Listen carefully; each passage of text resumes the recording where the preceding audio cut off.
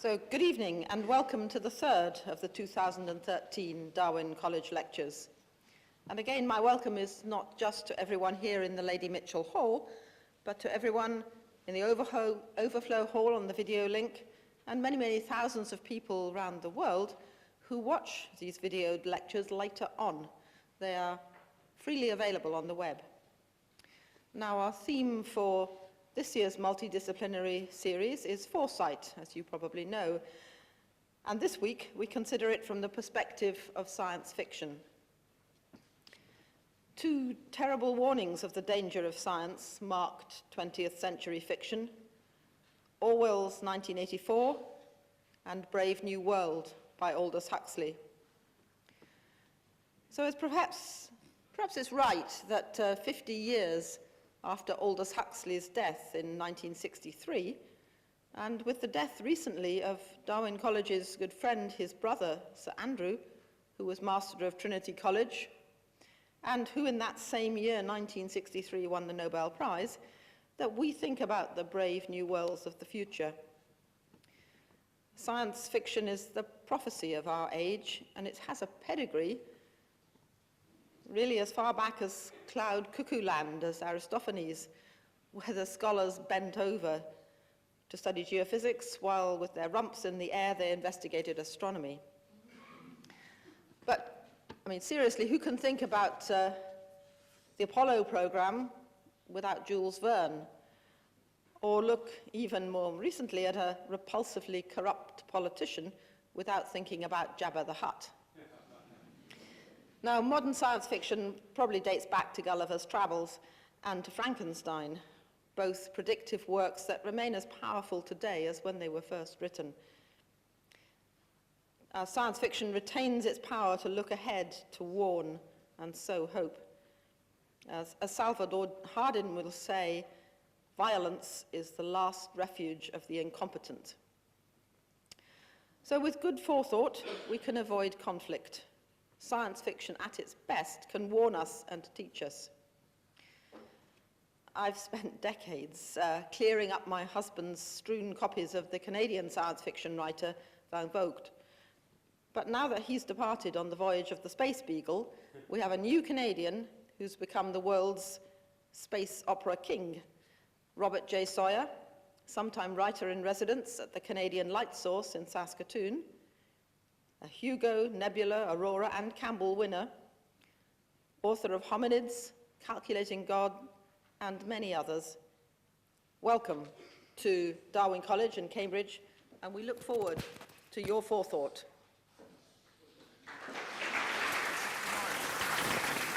Thank you. And the microphone got knocked off. Thank you for that. The microphone got knocked off as I was getting out of the seat. Can you just hold that? Yep. Sorry about that. Technical difficulties. So I'll tell you my joke while I'm getting my microphone put back on, which is the title of this lecture is Foresight and Fiction, but I wanted to call it the Foresight Saga. And they actually want it the other way around. Yeah, so it's facing down. We were all set. It was all perfect. It was going to be a great, smooth introduction, and then I got caught on the back of these lovely chairs here. And now when the master gets comfortable, there we are.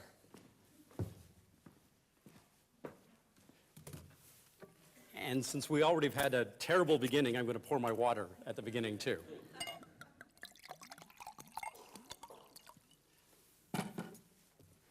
Hi. When we speak of foresight, we're using the trendy new term for what used to be called futurism. But neither term is particularly explanatory. Yes, they both connote seeing ahead, but they don't describe how that is done. In my field of science fiction, we refer to what we do as extrapolation. And I think that's a much better term than either foresight or futurism. To extrapolate, according to the dictionary, is to infer or estimate by extending or projecting known information. Science fiction is the only area of fiction in which this is routinely done, and it's the only field of all of literature, fiction and nonfiction combined, in which it's regularly done on such long time scales and with such rigor. Let's begin by defining science fiction, since it's a name often misused and poorly understood by those unfamiliar with the field. The term was coined by Hugo Gernsback, a Luxembourger who immigrated to the United States and founded the first science fiction magazine, Amazing Stories, in 1926. Actually, his first stab at naming the genre was the portmanteau word scientifiction, all one word, scientifiction, but that didn't catch on, thankfully. In any event, Gernsback's definition was that science fiction was fiction about scientists. Now, please note, it never was and is not today about fictional science. We do not just make this stuff up. When a benighted newscaster or columnist says that something improbable is just science fiction, what he or she really means is that it's just fantasy. Science fiction is about things that plausibly might happen. Fantasy is about things that never could happen. Magic and the supernatural have no basis in reality.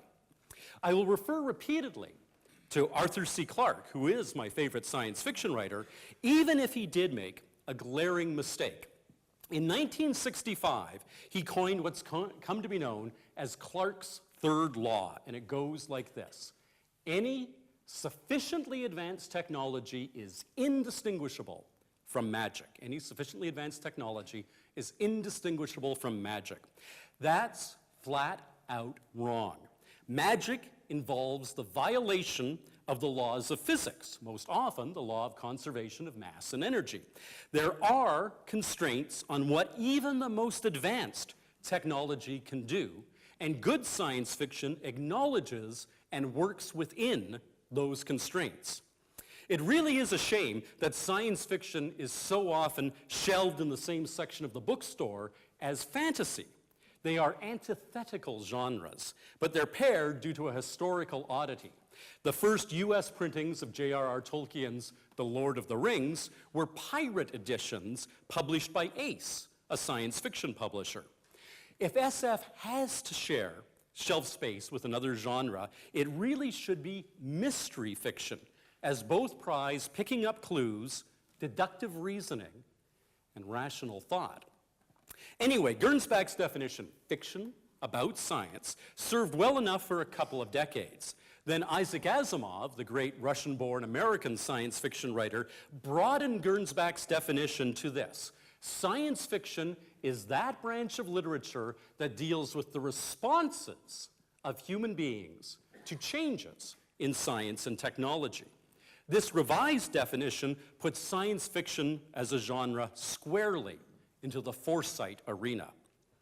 I've coined two definitions of the genre myself. One is simply that science fiction is the literature of intriguing juxtapositions. That is, it is the field in which you can find quantum computing and paleoanthropology, cheek by jowl, as in my own novel, Hominids, or where information theory, Chinese politics, and primate communication, and the story of Helen Keller can all spark off each other, as in my novel, Wake. But more germane to a discussion of foresight is my other definition. Science fiction is the mainstream literature of a plausible alternative reality. Science fiction is the mainstream literature of a plausible alternative reality. Mainstream in the sense that it's told as if to someone already familiar with the milieu of the story. If the story is set on Mars in the year 2087, the writer spins the tale as if the reader lives in 2087, and if he or she doesn't happen to be a denizen of Mars, it's no more exotic a locale to him or her than, say, Madagascar is to us. Another of my criteria, an alternative reality, is designed to include not just the future, but alternate presents and pasts, the field of counterfactual history, exploring such scenarios as the Axis triumphing in World War II, as exemplified by Philip K. Dick's masterpiece from 1962, The Man in the High Castle. American author Harry Turtledove is the modern master of this kind of alternate history. Such stories are widely regarded as a subset of science fiction, and for good reason. The same extrapolative skill is required in writing them. The only difference is that the point being extrapolated forward from is in the past rather than the present. In Gernsback's definition, in Asimov's, and in my own one about the mainstream literature of alternative reality, the constant, whether explicitly stated or merely implicit, is plausibility. Science is the empirical, the verifiable, the falsifiable. Science fiction accepts the scientific method as the only legitimate way of knowing. You won't find a more skeptical bunch about mental powers, past lives, UFOs, or New Age nonsense than science fiction writers. A flat-out rejection of the supernatural or the implausible is only one of the fundamental building blocks for science fiction. The other foundational block is the core truth that SF espouses. Mainstream fiction, also known as mimetic fiction because it is imitative of real life, takes as a given that you can't change human nature. Science fiction takes as a given that you can. Yes, there are mainstream works that argue for attitudinal shifts. Uncle Tom's Cabin is a classic example. But such shifts are predicated upon appealing to existing, immutable human physiology and psychology. In Harriet Beecher Stowe's abolitionist novel, the appeal was to existing human compassion. It wasn't based on the assumption that a new capacity, namely one for empathy, could be developed in human beings when none had existed before. Charles Darwin understood that humanity is a work in progress. Science fiction writers have stood on Darwin's shoulders going all the way back to the days of H.G. Wells. The example from Wells' oeuvre of physical change that first springs to mind is from his 1985 novella, The Time Machine, in which 800,000 years from now, humanity has bifurcated into two species, the brutal, clever Morlocks and the feckless, feeble-minded Eloi. But much more interesting in this regard is my favorite Wells novel, The Island of Dr. Moreau, published the following year, in 1896, because in it, change isn't something that happened to humanity. Rather, change is something done with deliberation by humans. Dr. Moreau creates chimera beings, infusing animals with human traits, or perhaps vice versa, producing creatures that think and feel fundamentally differently from us. And, of course, Aldous Huxley gave us one of our first tastes of genetic engineering, creating new kinds of humanity with his various casts grown in glass containers in his 1932 novel, Brave New World. And building on that, science fiction has long posited that fundamental human attitudes and mental capacities can and will change. You can easily start an argument in any pub about which version of Star Trek is the best. But for me, it will always be the original series with Kirk, Spock, and McCoy. That said, that series, spectacularly fails with regards to science fiction taking a position that you can change human nature. Although set in the 23rd century, the crew of Kirk's Enterprise consisted of mid-20th century people with 20th century mindsets. Heck, at one point in the episode The Squire of Gothos, Captain Kirk actually teases Spock by asking him if he'd ever dipped little girls' curls in inkwells.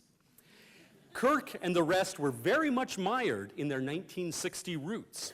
Indeed, much of their behavior doesn't even pass muster now. Certainly, Kirk's womanizing would not be tolerated. You have to be at least a general to get away with that sort of thing today. And Dr. McCoy says things to Spock that we simply wouldn't countenance anyone saying in the workplace about a member of a different ethnic group. You pointed-eared, green-blooded hobgoblin. We also see lots of alcohol abuse and, despite some noble efforts, a lot of sexism too, including the statement that women couldn't command starships. To his credit, all of this started to weigh on Star Trek creator Gene Roddenberry. When it came time for him to write the novelization of Star Trek the Motion Picture in 1979, 10 years after the original series went off the air, he proposed that much of the human race had evolved into more advanced new humans. and that Kirk and company were throwbacks whose primitive impulses made them suited for gung-ho exploration. 8 years later, when Roddenberry introduced us to Jean-Luc Picard and Commander Data in Star Trek: The Next Generation, he decided to directly address the issue of changing human nature. He decreed that come the 24th century, interpersonal conflict would be a thing of the past, as would the excesses of alcohol. His new crew drank synthahol, the pleasing effects of which could be shrugged off with an effort of will, shocking the 23rd century Scotty, who shows up in one episode. The problem with having no interpersonal conflict was that, at least at the beginning, Star Trek: The Next Generation was boring, not to mention pretty much unwatchable. It was only after Roddenberry passed away that this constraint, something the show's writers had called the box, was done away with. The more science fiction tries to portray the future of humanity as a changed species, the harder it is for an untrained present-day audience to identify with it. As critic Samuel R. Delany has rightly pointed out, reading serious science fiction is hard work. And with science fiction currently predicting everything from profound body modification, people with gills or extra arms or bigger brains or sonar or what have you, to radical life extension providing practical immortality, the boosting of mental powers and the addition of new senses, scanning consciousness and uploading it into a virtual computer world or downloading it into durable android bodies, and even the fusing of individual consciousnesses into hive minds. The task of making modern science fiction accessible to the general public, reading public, is daunting. For instance, here's an early paragraph from Scottish writer Charles Stross's 2006 novel Glasshouse, one word, Glasshouse, published to considerable acclaim by Orbit in the UK and Ace, my own publisher, in the US. The Invisible Republic is one of the legacy polities that emerged from the splinters of the Republic of Is in the wake of the series of censorship wars that raged 5 to 10 gigaseconds ago. During the wars, the internetwork of long-jump T-gates that wove the subnets of the hyperpower together was shattered, leaving behind sparsely connected nets, their borders filtered through fired-walled assembler gates guarded by ferocious mercenaries. Incomers were subjected to forced disassembly and scanned for subversive attributes before being rebuilt and allowed across the frontiers. Battles raged across the airless, cryogenic wastes that housed the long-jump nodes carrying traffic between warring polities, while the redactive worms released by the censor factions lurked in the firmware of every A-gate they could contaminate their viral payload, mercilessly deleting all knowledge of the underlying cause of the conflict from fleeing refugees as they passed through the gate. My point is that the most elaborate extrapolations are, by their very nature, the least accessible texts. This is to be expected, of course. One of the most influential philosophers in modern philosophy, one of the most influential papers in modern philosophy is Thomas Nagel's 1974, What Is It Like to Be a Bat?, in which he argued that it's impossible for beings like us, without sonar and without the ability to fly, to understand at all what those things would be like for beings that possess them. Another paper, Helen Keller as cognitive scientist, published in 1996 by Justin Lieber, likewise argued that it is impossible for us, as sighted, linguistic beings, to comprehend the thoughts of young Helen Keller in her blind, pre-linguistic state. That paper struck me as a challenge and led directly to my WWW trilogy about the World Wide Web gaining consciousness. Still, no matter how hard it is to portray this notion that human beings and their social structures are not static, but rather can and will change radically, is central to science fiction. Let me go off on what seems like a digression for a moment, but I promise you that it's germane. I'm a Canadian, and Canadians for the last decade and a half have been disproportionately represented on the ballots for science fiction awards, often making up 40% or more of the shortlist for the major ones.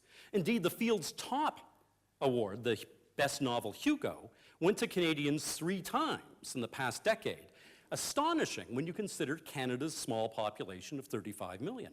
In that same time period, the award also 3 times went to Brits, but Brits are much more numerous than Canadians. Still, that means the majority of recent Best Novel Hugos have gone to writers from countries with socialized healthcare. And I don't think that's a coincidence. Rather, the ability to become a full-time writer early on without needing a regular job to provide medical insurance for oneself and one's family allows writers in all fields to hone their talents in their 20s, an age at which their American colleagues are hoping someday to find the time to write. Damon Knight, the founder of the Science Fiction and Fantasy Writers of America, once observed that the most unrealistic thing about science fiction was the preponderance of Americans in its stories. Practically no one, he observed, is an American.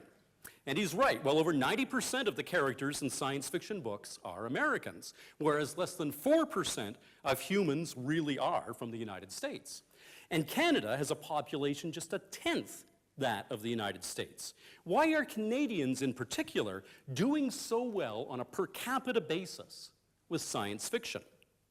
I think one reason is that, as a nation, Canada does embrace that simple reality I spoke of earlier.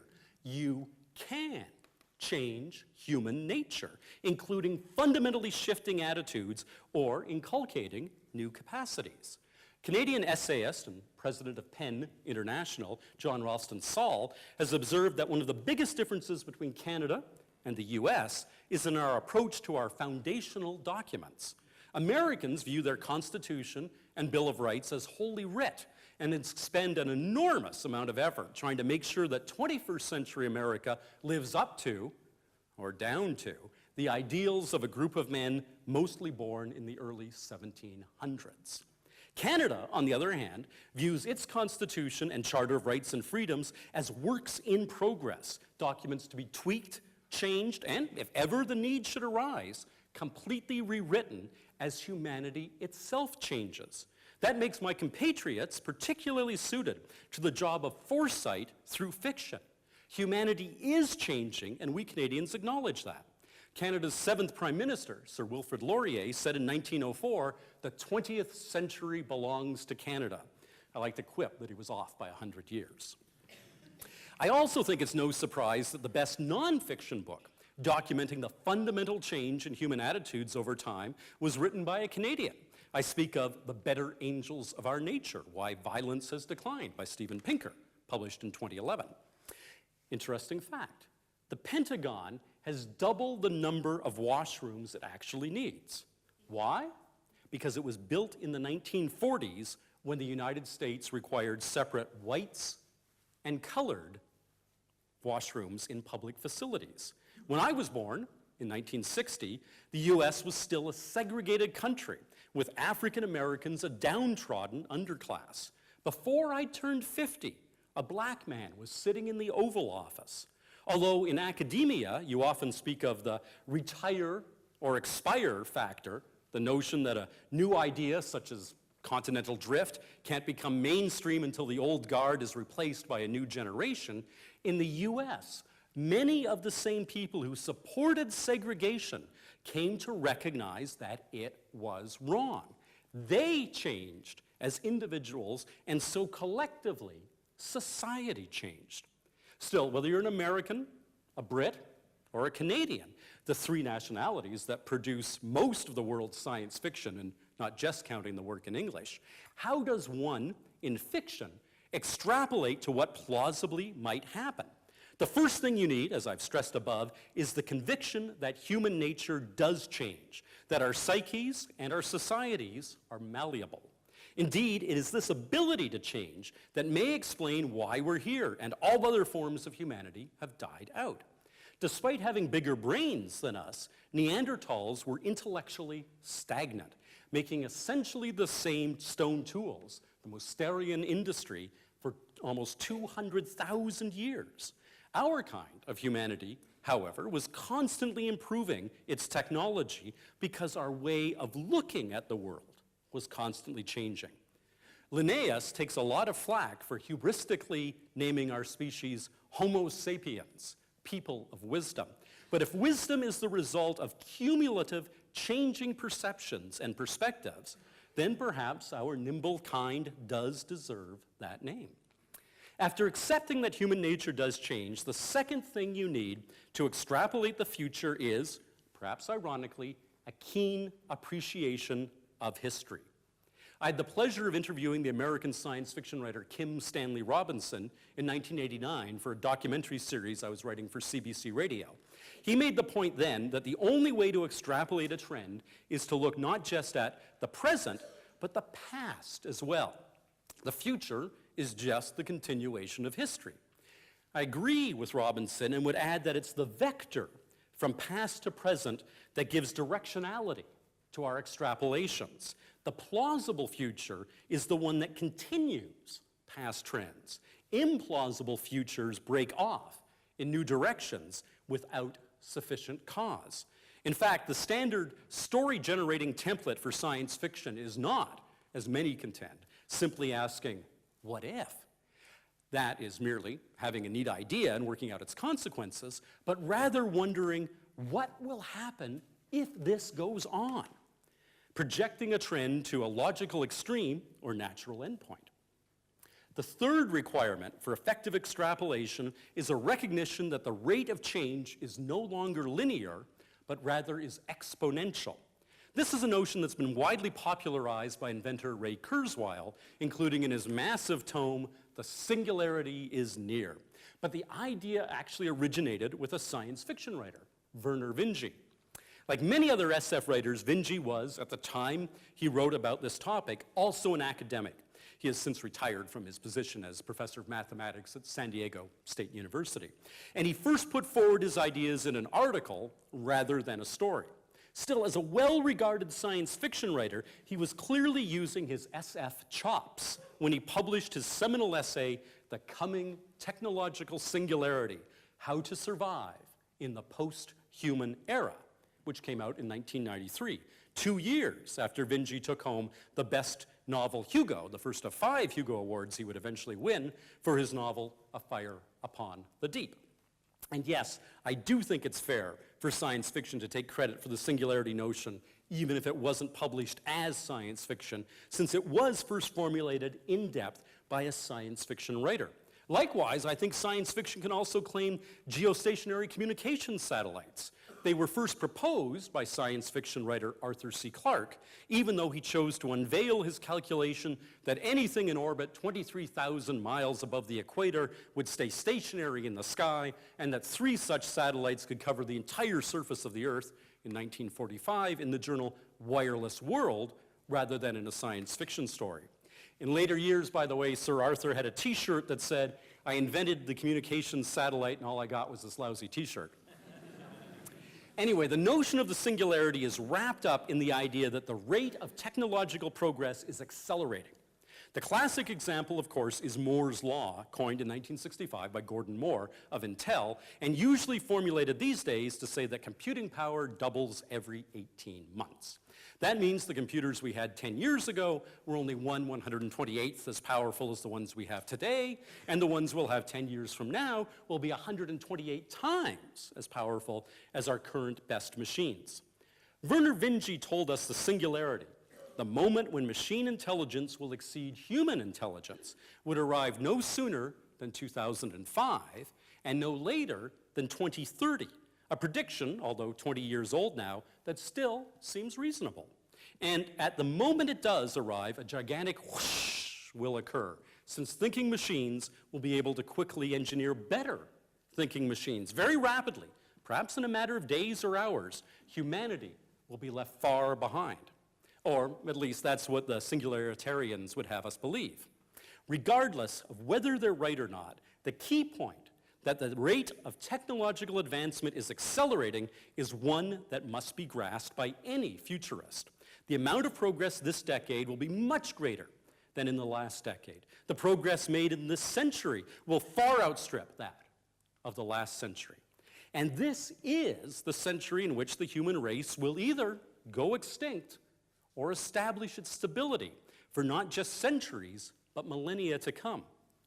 AIDS and cancer are tractable scientific problems. We will lament our slow progress in conquering them, but we've only known the structure of DNA for 50 years now, and we've only had a map of the human genome for 10.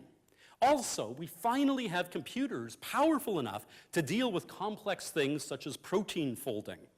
In other words, we finally have the tools, after 40,000 years of civilization, to do real medicine. We just got them, but the progress will be rapid. I'll be astonished if by the 100th anniversary of Crick and Watson's discovery of the structure of DNA here at Cambridge, that any diseases continue to be a serious threat to humanity. And it's not just technological devices that are changing at an accelerating rate. Rather, it is humanity itself.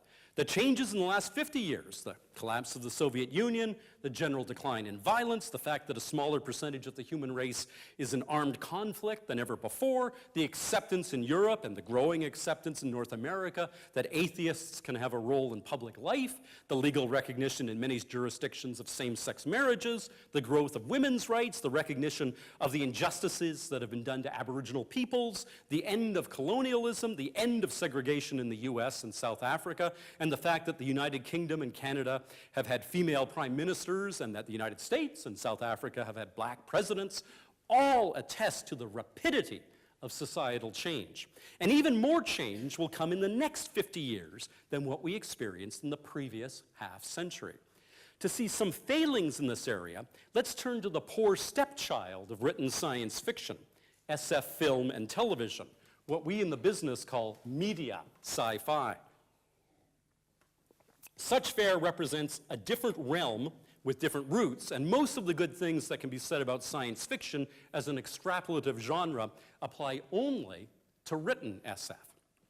One of my favorite examples of the failing of science fiction films to recognize the increasing rate of technological and societal change is at the beginning of what is otherwise regarded as one of the best SF films of the 20th century, Forbidden Planet, which starred Canadian actors Leslie Nielsen and Walter Pidgeon. Forbidden Planet was released in 1956, 1 year before the launch of the first Sputnik, 5 years before Yuri Gagarin became the first man to orbit the Earth, and just 13 years before we landed on the moon. But it begins with this notice. In the final decade of the 21st century, men and women in rocket ships landed on the moon. Sitting in the mid-1950s and looking at how long it had taken for us to get from steam engines to a car in every driveway, 150 years, it seemed likely that the moon was that far in our future, if you assumed a steady rate of technological change. Our first three requirements for extrapolating were a recognition that human nature and human societies do change, 2, an appreciation of history of what has gone before, and 3, an understanding that the rate of change is accelerating. The fourth thing a good extrapolator must remember is the dictum from the great American science fiction editor John W. Campbell Jr. The future doesn't happen one at a time. A case in point is what I consider to be the finest science fiction film of all time, 2001: A Space Odyssey, made here in the UK and released in 1968. Its screenplay was written by Arthur C. Clarke and Stanley Kubrick, who also directed the film. Now, I'm the first to admit that 2001 made a few enormous blunders in its attempts to extrapolate technology 3.5 decades ahead. And I'll come to the reason for that failing later. But its greatest failing was perhaps in the area of societal extrapolation. That is, Clarke and Kubrick thought only technology would change. And so 2001 depicted an all-white future. Not a single person of color appears in the movie. Indeed, so little thought was given to the international nature of the future that one of the first things you see after the first line of dialogue is spoken 37 minutes into the film is a futuristic immigration computer that asks you to choose your native language from a list presented in English, offering English, German, French, Spanish, and so on, instead of English, Deutsch, Francais, or Espanol. The second major mistake was failing to acknowledge the increasing prominence of women. By the time the film was made, there had already been a woman in space, the cosmonaut, Valentina Tereshkova. But not only that, but when 2001: A Space Odyssey came out in 1968, Star Trek, with its multiracial crew, including Lieutenant Uhura and many other females, have been on the air for 2 years. The third major mistake in 2001 was thinking the Cold War would endure into the 21st century. And the fourth major mistake, and this was one that no science fiction writer got right, was the belief that humanity would continue its ever outward expansion into space. By the time of 2001, we were to have giant wheeled orbiting space stations, a city on the moon, and crewed interplanetary missions. Instead, just 3.5 years after the first person walked on the moon, the last person to do so did. In the year-end summations that just came out for 2012, every newspaper and news magazine noted the passing of that first man, Neil Armstrong. But none remarked on the fact that the 30th anniversary of the last man on the moon also passed last year. One can almost have sympathy with moon landing deniers who marvel at the notion that we could have done in the 1960s something we can't do in the 20-teens. I was lucky enough to have dinner with Buzz Aldrin, the second man on the moon, a couple of years ago. He'd been lobbying for commercial airlines to let astronauts into their airport lounges for free. He'd been getting pushback. The airlines were saying there were just too many astronauts these days. Buzz countered that the perk should then be limited to real astronauts, the ones who had undergone TLI, trans-lunar injection, leaving Earth orbit to voyage to another world, of which there were precisely 21, the crews of Apollos 11 through 17. No one has undergone trans-lunar injection. Indeed, no one has gone more than 500 kilometers from Earth since 1972, just 4 years after 2001: A Space Odyssey debuted. The mistake Arthur C. Clarke and Stanley Kubrick had made was the mistake every science fiction writer had made. They'd assumed the whole human race shared their agenda, an agenda that basically said price was no object. But, of course, price was and is. Despite my earlier comment about the prevalence of Canadians on the science fiction awards ballots, I contend that 1,000 years from now, if you look up science fiction in the Encyclopedia Galactica, the entry will begin a 20th century American literary genre. No one in the 19th century dreamed of such profligate spending as depicted in the movie 2001, nor can anyone in the 21st century. Indeed, although Thomas Carlyle dubbed economics the dismal science in 1849, it was one area of extrapolation mostly ignored by science fiction writers for a very long time. Today, though, I'm pleased to announce that it's at the core of many fine works of extrapolation, including the unincorporated series by the brothers Donnie and Eitan Colin. Of course, it's possible to take extrapolation too far. As it happens, my father is Professor Emeritus of Economics at the University of Toronto. And although it was he who took me to see 2001: A Space Odyssey at a theater during its first run in 1968, he had never read any science fiction. And yet, as a bright, gadget-loving, scientifically and mathematically literate person, he perfectly fit the core demographic. And so I set about to introduce him to the joys of the genre. My first couple of suggestions failed to strike his fancy, and then it hit me. The perfect choice. My father's specialty was economic forecasting. In fact, he headed the University of Toronto's Institute for the Quantitative Analysis of Social and Economic Policy, which tried to gauge the effects government programs would have on the economy. And he had pioneered many techniques of econometric modeling, including, I vividly remember from my childhood, one that involved elaborate structures made out of Tinker Toys. And so I gave my father Isaac Asimov's magnum opus, the Foundation Trilogy. The Foundation Trilogy tells of Harry Seldon, a social scientist and mathematician who has developed a field he calls psychohistory, which predicts social trends over not just months or years, but millennia. Asimov's position was that when the human population gets big enough, no one person can have a significant impact, and so the laws of mass action will apply, letting the broad strokes be mapped out. By the time of his story, there are quadrillions of human beings scattered over thousands of worlds. Unfortunately, Harry Seldon's psychohistorical analysis predicts that the vast galactic empire is about to fall, and a dark age of 30,000 years duration will ensue.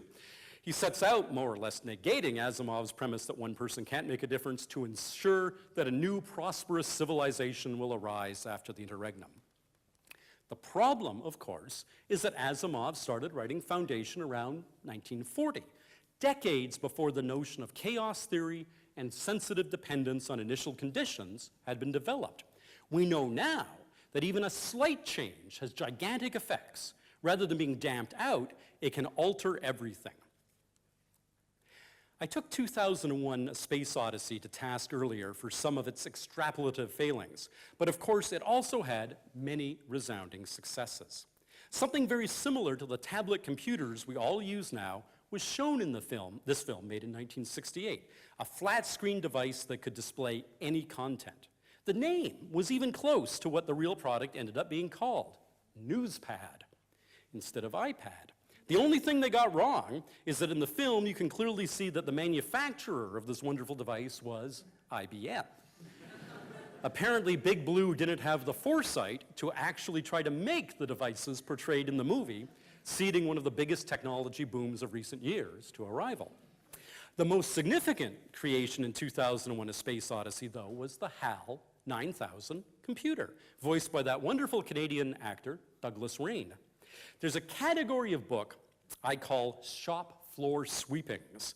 You look around for what's lying about, sweep it up, and collect it into a single volume. William Gibson's recent Distrust That Particular Flavor was one such, as was my own Relativity, Essays and Stories. Yet another was Arthur C. Clarke's The Lost Worlds of 2001, which collected fragments of earlier drafts of the novel written simultaneously with the screenplay. In this book, we learn that originally the spaceship crew was to be aided by an ambulatory robot named Athena. It was only quite late in the development process that the notion of a central computer came to the fore. The name HAL was said to be a contraction of heuristically programmed algorithmic computer. However, it's also true that HAL, H-A-L, is one step alphabetically ahead of IBM. Arthur C. Clarke denied that was deliberate. I never used to believe him. The odds are hugely against it coming up by accident. But my own first novel, Golden Fleece, published in 1990, is very much a homage to 2001, and it features a central computer named Jason, which someone pointed out to me could be rendered not only as J-A-S-O-N, but also as J-C-N. And the letters J-C-N come one letter alphabetically after IBM. In the movie 2001, Hal says his birthday was the 12th of January, 1992. Now, it's not actually clear what part of the movie takes place in the year 2001.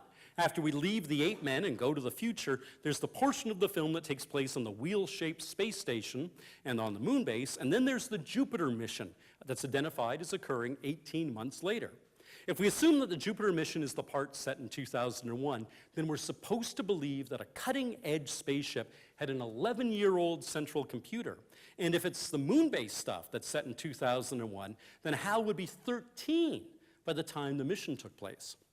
Too late for the movie, Arthur C. Clarke realized this was a mistake. Moore's Law was coined in 1965, about when Clarke and Kubrick started collaborating on their screenplay, but Clarke apparently hadn't gotten the memo. Still, for the novel, which was published after the movie was in theaters, he changed the date to the 12th of January, 1997, 5 years later, meaning Hal was between 4 and 6 years old when we meet him. To commemorate that date, January 12, 1997, in real life, MIT Press published a lovely volume entitled Hal's Legacy, 2001's Computer as Dream and Reality. The book has contributions from or interviews with such seminal computing figures as Marvin Minsky, Ray Kurzweil, and Douglas Lenat, as well as cognitive scientist Daniel C. Dennett. The papers in the book make the case that the whole agenda of the computer science and artificial intelligence communities was set from 1968 for the next 30 years by the vision people saw in the movie 2001. And indeed, it was. In 2001, Hal beats a human at chess. He exhibits speech recognition. He exhibits natural language processing. He has very sophisticated vision, including the ability to read lips. He also shows a remarkable talent for facial recognition, not only recognizing real people, but recognizing others in sketches done by an amateur artist. And he even seems to exhibit common sense and moral reasoning. Arthur C. Clarke's famous peer was Isaac Asimov, whose name is indelibly associated with robots thanks to his fictional 3 laws of robotics. Those laws, as Asimov himself told me in a 1985 CBC interview were actually coined by the great editor of Astounding Stories I mentioned previously, John W. Campbell Jr. So it's no surprise to find that Asimov himself didn't really understand computers. Back in 1952, his attention was caught by UNIVAC, the computer that correctly predicted that Dwight Eisenhower would beat Adlai Stevenson in the race for the White House, when all the traditional pollsters predicted Stevenson would win. The name UNIVAC is a contraction of Universal Automatic Computer, but Asimov figured UNIVAC was a computer with one vacuum tube, and so decided that his futuristic fictional computer in his 1956 story, The Last Question, would outdo it by having lots of vacuum tubes, leading him to dub his thinking machine Multivac. Multivac was never networked. It was a single, giant, physical entity tended by hundreds of technicians, and if you wanted to ask it a question, you had to go to it. And speaking of networks, it's a silly canard that Al Gore claimed to have invented the internet. Of course, he never said that. It's also an equally silly claim, although one often heard, that science fiction failed to predict the internet. In fact, it did so repeatedly. The oldest reference to something like the internet was probably Mark Twain's telectroscope, which he proposed in an 1898 short story, to quote Twain. The improved limited distance telephone was presently introduced, and the daily doings of the globe made visible to everybody, and audibly discussable too, by witnesses separated by any number of leagues. Something even closer to our modern internet and the World Wide Web that supervenes upon it was put forth in Murray Leinster's short story, A Logic Named Joe, first published in 1946. Logic is his term for a computer, and here's what his aw shucks repairman narrator has to say in describing this. 1946. You know the logic setup. You got a logic in your house. It looks like a vision receiver used to, only it's got keys instead of dials, and you punch the keys for what you want to get. Say you punch station snafu on your logic. Relays in the tank take over, and whatever vision program snafu is telecasting comes up on your logic screen. Or you punch Sally Hancock's phone, and the screen blinks and sputters, and you're hooked up with the logic in her house, and if somebody answers, you got a vision phone connection. But besides that, if you punch for the weather forecast, or who won today's race at Hialeah, or who was the mistress of the White House during Garfield's administration, or what is PDQ&R selling for today, that comes up on the screen too. Everything you want to know or see or hear, you punch for it and you get it. 1946, Murray Leinster. Let us go back to Arthur C. Clarke's novel version of 2001: A Space Odyssey. In that book, he has one of the characters using the news pad I described earlier.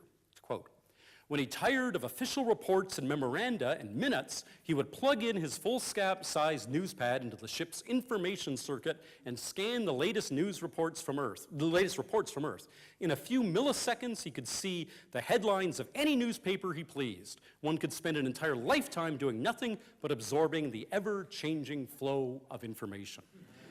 In other words, science fiction even predicted that surfing the web could become an enormous time sink.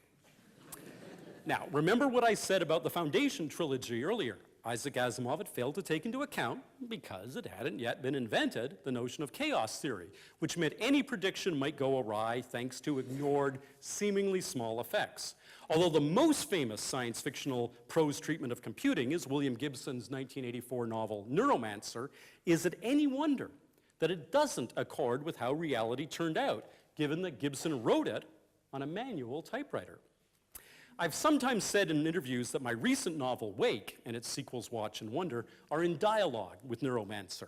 But where Gibson's view is pessimistic and closed, a hacker underground and/or big corporations controlling everything, mine is optimistic and open. Power devolves to all individuals everywhere. Gibson's take, fascinating when he first put it forth, has been superseded by reality. The whole cyberpunk fork of science fiction is now a kind of alternate history unrelated to how computing really evolved.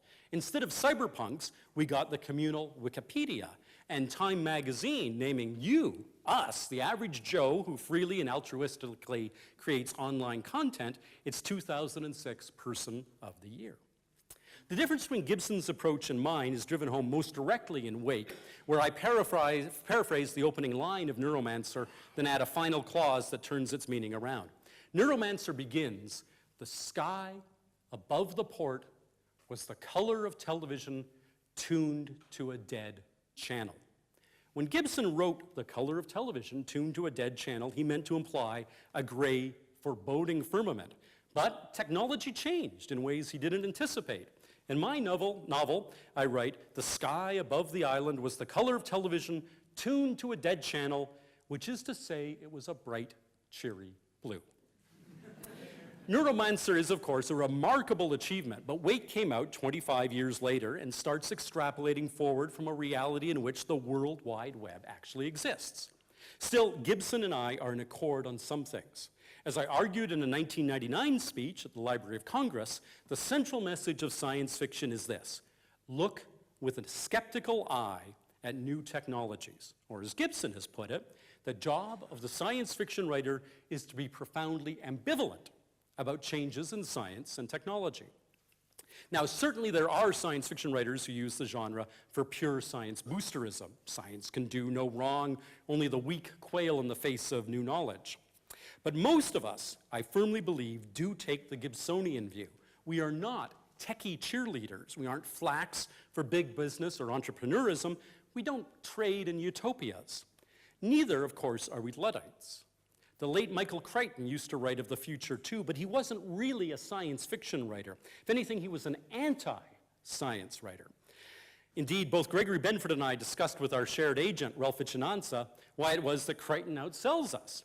Ralph explained that he could get deals at least approaching those Crichton gets if, and this was an unacceptable if to both me and Greg, we were willing to promulgate the same fundamental message Crichton does, namely that science always goes wrong. Think about it. When Michael Crichton made his robots, as he did in Westworld, they ran amok and people died. When he cloned dinosaurs, as he did in Jurassic Park, they ran amok and people die. When he found extraterrestrial life, as he did in the Andromeda strain, it runs amok and people die. When he delved into nanotechnology, as he did in Prey, it runs amok and people die. Crichton wasn't a prophet. Rather, he pandered to the fear of technology so rampant in our society, a society, of course, which ironically would not exist without technology. His mantra was clearly the old B-movie one, that there are some things that man was not meant to know. The writers of real SF refuse to sink to fear-mongering, and indeed we have an essential societal role, one being fulfilled by no one else. Actual scientists are constrained in what they can say, even with tenure, which supposedly ensures the right to pursue any line of inquiry. Scientists are in fact muzzled at the most fundamental economic level.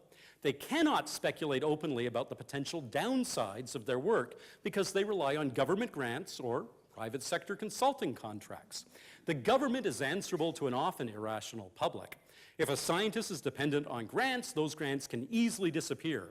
And if he or she is employed in the private sector, well then certainly Samsung doesn't want you to say cellular phones might cause brain cancer. Dow Chemical didn't want anyone to say that silicone implants might cause autoimmune problems. British American Tobacco certainly didn't want anyone to say that nicotine might be addictive.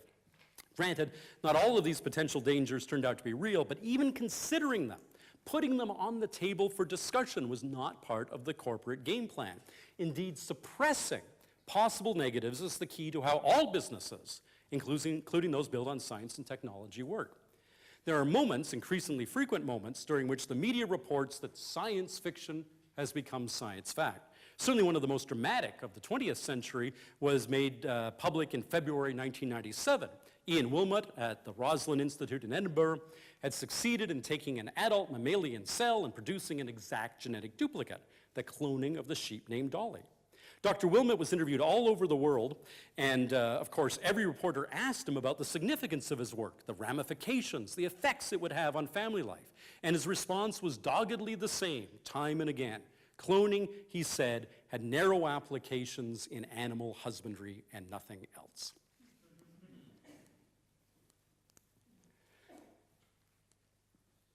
The same mindset was driven home for me when I was co-hosting a 2-hour documentary called Inventing the Future, 2,000 Years of Discovery, for the Canadian version of Discovery Channel. I went to Princeton University to interview Zhou Xian, who created the Doogie mice, mice that were born more intelligent than normal mice, and retained their smarts longer. While my producer and the camera operator fussed setting up the lighting, Dr. Xian and I chatted animatedly about the ramifications of his research, and there was no doubt that he and his colleagues understood how far-reaching they would be. Indeed, by the door to Dr. Xian's lab, not normally seen by the public, was a cartoon of a giant robot labeled Doogie sitting in front of a computer. In Doogie's right hand is his computer's pointing device, a little human figure labeled Joe. Finally, the camera operator was ready, and so we started taping. So, Dr. Xian, I said, beginning the interview, how did you come to create these super intelligent mice? And Xian made a cut motion with his hand and stepped forward, telling the camera operator to stop. I don't want to use the word intelligent, he said. We can talk about the mice having better memories, but not about them being smarter. The public will be all over me if they think we're making animals more intelligent. But you are making animals more intelligent, said my producer. Indeed, Xian had used the word intelligent repeatedly while we'd been chatting. Yes, yes, he said, but I can't say that for public consumption. The muzzle was clearly on. We soldiered ahead with the interview, but never really got what we wanted. I'm not sure if Xian was a science fiction fan, and he had no idea that I was also a science fiction writer, but many SF fans have wondered why Xian didn't name his super smart mice Algernons, after the experimental rodent in Daniel Keyes' Flowers for Algernon. Xian might have been aware of the reference, but chose the much more palatable Doogie, a tip of the hat to the old TV show Doogie Howser, MD, about a boy genius, because, of course, in the story Flowers for Algernon, the leap is made directly from the work on mice to the mind-expanding possibilities for humans. And Xian was clearly trying to restrain, not encourage, such extrapolative leaps. We science fiction writers also aren't bound by non-disclosure agreements, the way so many commercial and government scientists are. Because of that, we were the first to weigh in on the dangers of nuclear power, as in Lester Del Rey's 1942 story, Nerves, and we began the public discourse about the actual effects of nuclear weapons, as in Judith Merrill's 1948 story, That Only a Mother, which deals with gene damage caused by radiation. Science fiction is the WikiLeaks of science, getting word to the public about what cutting-edge research really means.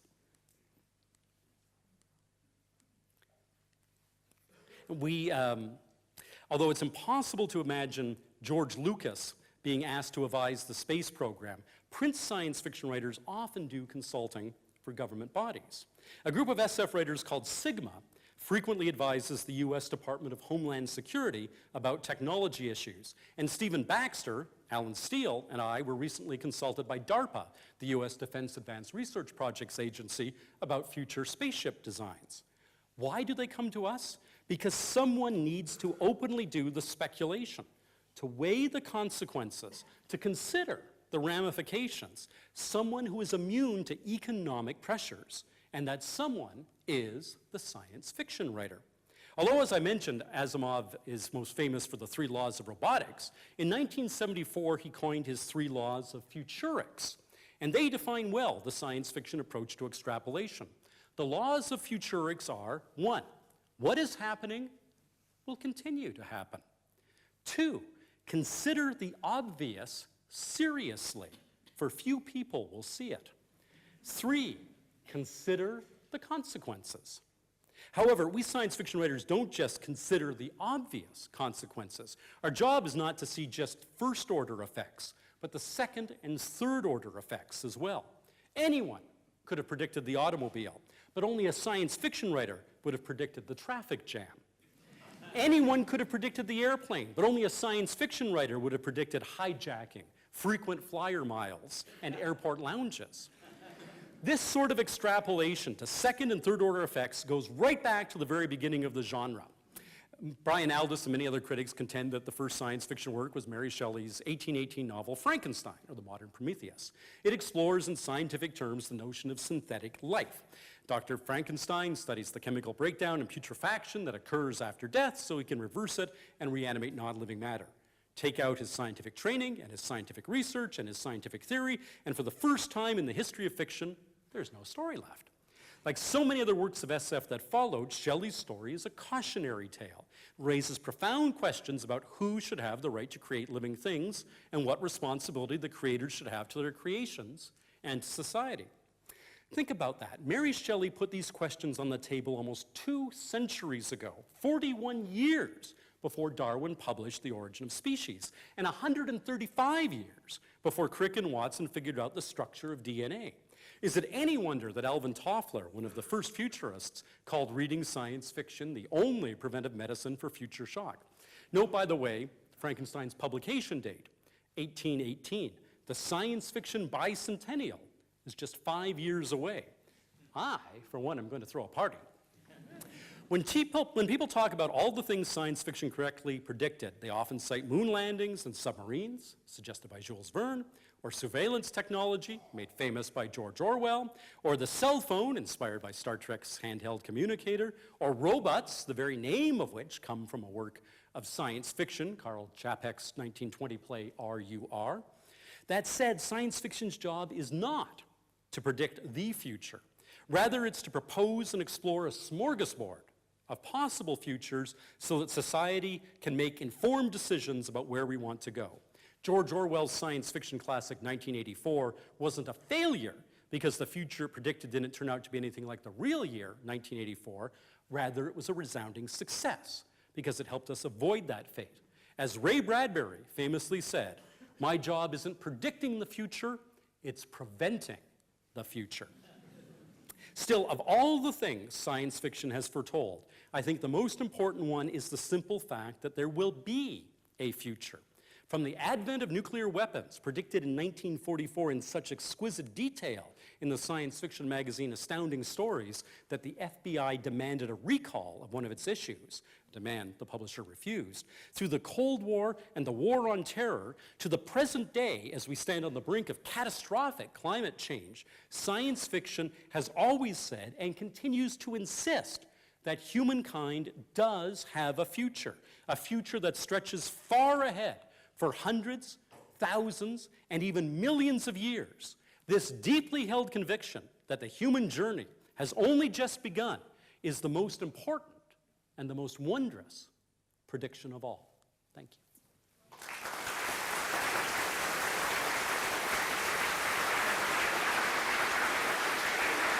Thank you very much.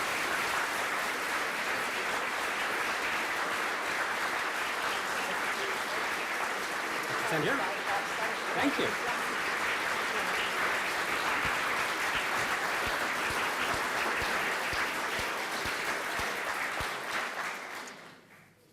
So I must confess something here. I'm a Canadian. So to have the 2009 writer-in-residence from the Canadian Light Source in Saskatoon with us here is a particular pleasure for me. Saskatoon's a splendid city, and Canada's a fine country for looking forwards and not backwards. And of course, it wasn't just Van Vogt. There's Margaret Atwood, of course, and as we've heard, a large number of very successful science fiction authors. I wonder why that is, and you've pondered why that might be. I'll throw something in here. Canadian radio on Saturday morning is kind of unequaled. Many thoughtful Canadian teenagers can grow up with a program called Quirks and Quarks, the adventure of science at its most excellently coolest. Maybe that could be one reason for the success of Canadian science fiction writers. Socialized medicine, socialized broadcasting, it's all socialism down the line. But I have to say I'm very glad that sci-fiction didn't end up. That really didn't catch on. So Robert, very, very many thanks for an inspiring lecture, a sort of sweeping overview of science fiction, its underpinnings and its development, and for continuing and sustaining this great Canadian tradition of science fiction writing in giving us tonight your most excellently cool lecture. My pleasure. Thank you so much. Thank you so much. Thank you. How do we get down? Oh, there's steps.